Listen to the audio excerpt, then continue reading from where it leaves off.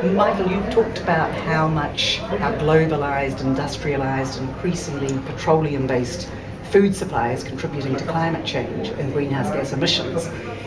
And therefore, if we're serious about climate change, we're going to have to change the way we produce. That's right. Food is about 20% of the problem. As big a part of the problem as, say, world transportation systems.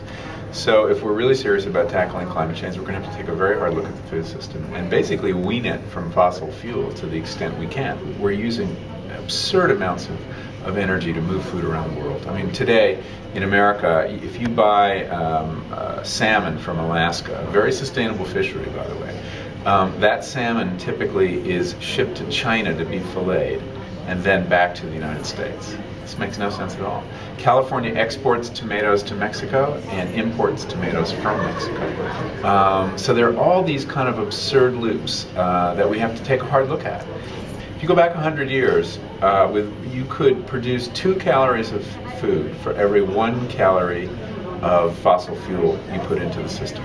And that was usually just for tractors and things like that, farm equipment. Today, in the United States, it takes 10 calories of fossil fuel to produce 1 calorie of food. That is a deeply unsustainable situation. But we know how to change that. Organic agriculture, well, there are many ways. Organic agriculture sequesters more carbon, as long as we don't take the organic food and move it too far.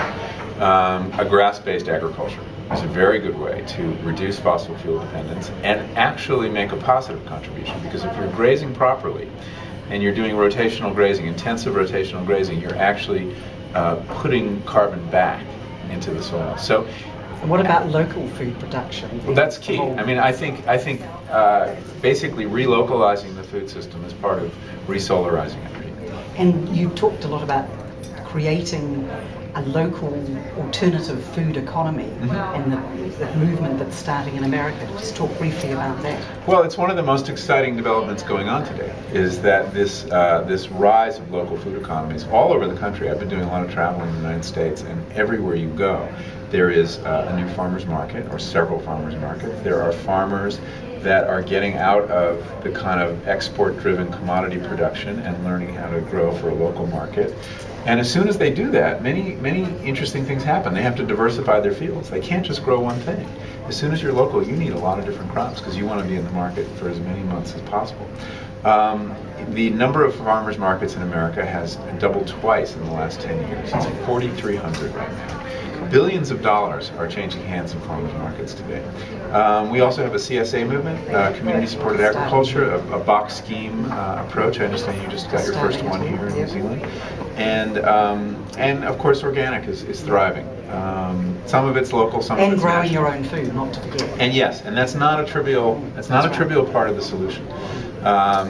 If you really want to reduce the carbon footprint of your food, grow it yourself. Take out that law. And you step off the industrial food chain. Exactly. And you it's the only time you know exactly how your food is produced. That's right. What's in it, what's not in it, and you can be as sure of that food as anything you can grow. And nothing is going to be tastier, more nutritious, or more local than food to grow yourself. Wonderful. Thank you.